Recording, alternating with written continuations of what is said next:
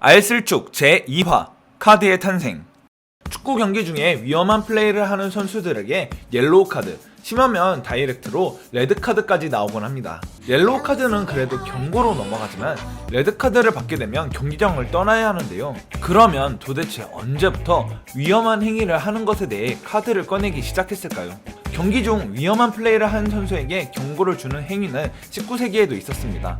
1881년 축구협회에서 개정한 로우 오브 더 게임의 규정에서 심판은 선수가 폭력적인 행동을 했을 때 이것이 지나치거나 불쾌감을 줬을 경우 경기장에서 퇴장시킬 수 있는 권한이 있다고 명시되었습니다. 실제로 월드컵 역사상 최초로 퇴장을 당한 선수는 페루의 플라시도 갈린도라는 선수입니다. 1930년 제1회 월드컵인 우루과이 월드컵에서 그는 루마니아의 수비수 아달베르트 스테이너의 다리를 부러뜨리는 행위를 했고 칠레의 알베르토 와르키엔 주심에 의해 퇴장을 당했습니다.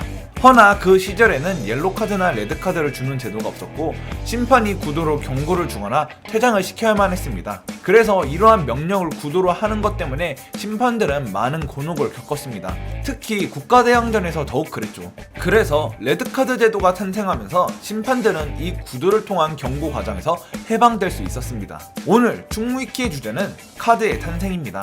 수년간 선수들을 괴롭힌 의사소통 문제는 1966년 잉글랜드 월드컵에서도 일어났습니다. 아르헨티나의 안토니오 라틴 선수는 거짓행동을 해서 심판에 의해 경기장에서 퇴장 선언을 받았습니다. 그러나 당시 심판 루돌프 크라이틀라인은 독일인이었기 때문에 아르헨티나 선수와 원활하게 의사소통을 할 수 있는 방법이 없었습니다. 라틴은 계속해서 항의를 했고 이로 인해 경기는 9분이나 지연되었습니다. 라틴은 결국 당시 경기장을 경호하던 2명의 경찰에게 끌려 경기장을 나오게 됐죠.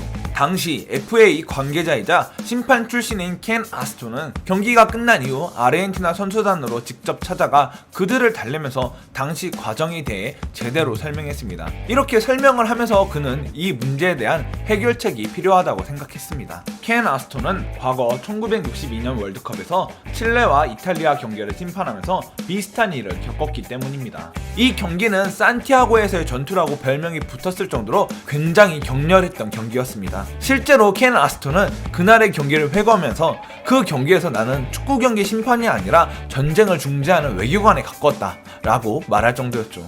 1966년 월드컵까지 겪은 그는 단순하게 구두를 통한 경고제도 말고 모든 선수들과 심판이 말을 하지 않더라도 경고나 퇴장을 알아들을 수 있는 제도를 만들어야 한다고 생각했습니다.